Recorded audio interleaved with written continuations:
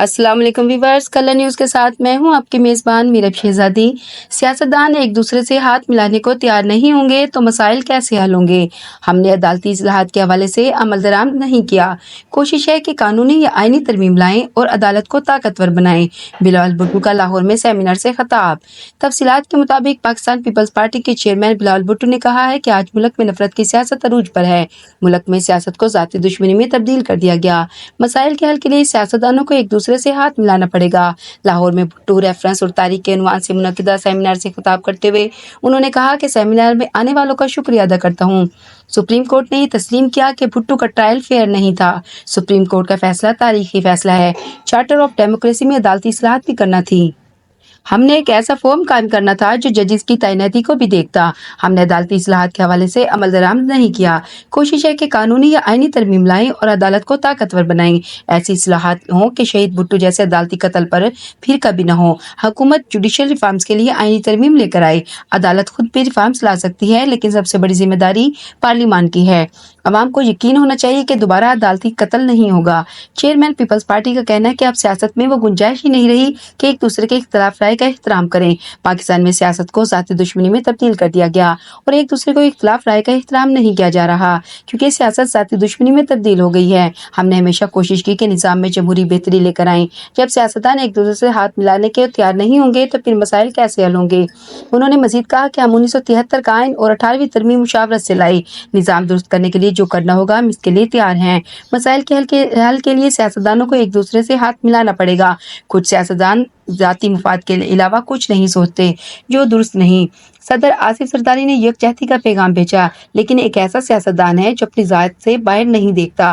اس نے بات چیت کی پیشکش کے جواب میں گالم گلوچ کی۔ ہمیں گالم گلوچ کی سیاست کے بجائے پاکستان کے بارے میں سوچنا پڑے گا۔ سابق وزیر خارجہ نے کہا کہ سیاسی جماعتیں ایک دوسرے سے بات چیت نہیں کرنا چاہتی۔ بات چیت کے بغیر مسائل کا حل ممکن نہیں۔ عوام مہنگائی اور بے روزگاری کے باعث پریشان ہیں۔ ہمیں عدلیہ سے متعلق اصلاحات کرنی چاہیے۔ عام انتخابات کی مہم کے دوران پیپلز پارٹی کے 10 نکاتی پروگرام پر بہت تنقید ہو رہی تھی۔ وفاق اور صوبہ نے اقتدار میں آ کر پیپلز پارٹی کے 10 نکاتی ایجنڈے کو اپنایا۔ پنجاب میں بھی پیپلز پارٹی کے 10 نکاتی منشور کو اپنایا جا رہا ہے۔ پاکستان پیپلز پارٹی کی جانب سے سابق صدر ذوالفقار علی بھٹو کو قومی ہیرو قرار دے کر ان کی تصویر والے کرنسی نوٹ جاری کرنے کا مطالبہ کر دیا گیا۔ میڈیا رپورٹس کے مطابق بھٹو ریفرنس اور تاریخ کے موضوع پر سیمینار میں ایک قرارداد منظور ہوئی، جس میں کہا گیا کہ سپریم کورٹ کی طرف سے بھٹو ریفرنس فیصلے کا خیر مقدم کرتے ہیں۔ ریاست سابق صدر کو قائد عوام کا خطاب دے، کیونکہ عوام پہلے یہ خطاب انہیں دے چکے ہیں۔ اس کے علاوہ پاکستان کا اعلیٰ سول ایوارڈ ذوالفقار علی بھٹو کو دیا جائے۔ ان کے شایان شان یادگار تعمیر کی جائے اور ان کے مزار کو قومی شہید کے مزار کا درجہ دیا جائے۔ قرارداد کے متن میں درج ہے کہ مارچ میں قومی اسمبلی میں ذوالفقار علی بھٹو کی سزائے موت کو غیر قانونی قرار دینے کی قرارداد منظور کی گئی تھی۔ موجودہ صدر مملکت آصف علی زرداری نے سپریم کورٹ میں ریفرنس فائل کیا تھا، جس کی بلاول بھٹو نے پیروی کی۔ قرارداد مطالبہ کرتی ہے کہ غیر منصفانہ فیصلہ بدل دیا جائے، ذوالفقار علی بھٹو کو سرکاری طور پر شہید قرار دیا جائے اور اعلیٰ ترین سول ایوارڈ نشان پاکستان دیا جائے۔ جمہوریت کے لیے جان قربان کرنے والے کارکنان کے لیے نشان ذوالفقار علی بھٹو ایوارڈ دیا جائے۔ سیمینار سے خطاب کرتے ہوئے چیئرمین پیپلز پارٹی بلاول بھٹو زرداری نے کہا کہ سیمینار میں آنے والوں کا شکریہ ادا کرتا ہوں۔ سپریم کورٹ نے یہ تسلیم کیا کہ بھٹو کا ٹرائل فیئر نہیں تھا۔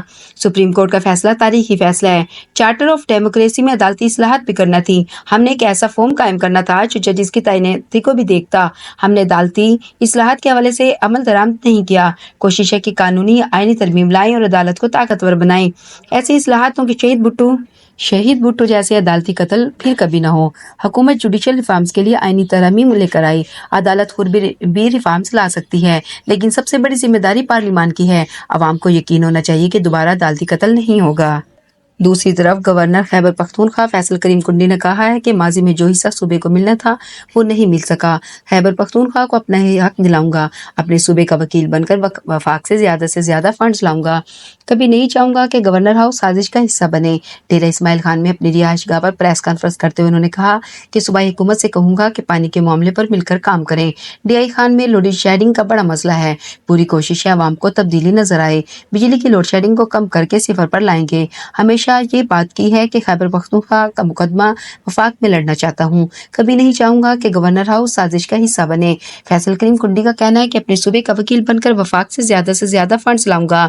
امن و امان کنٹرول کرنا صوبائی حکومت کا کام ہے، پوری کوشش ہوگی اپنے عہدوں سے انصاف کروں۔ 15 سال بعد کسی گورنر خیبر پختونخوا نے قائد اعظم کے مزار پر حاضری دی، حلف لیتے ہی کہا کہ خیبر پختونخوا کا مقدمہ لڑوں گا۔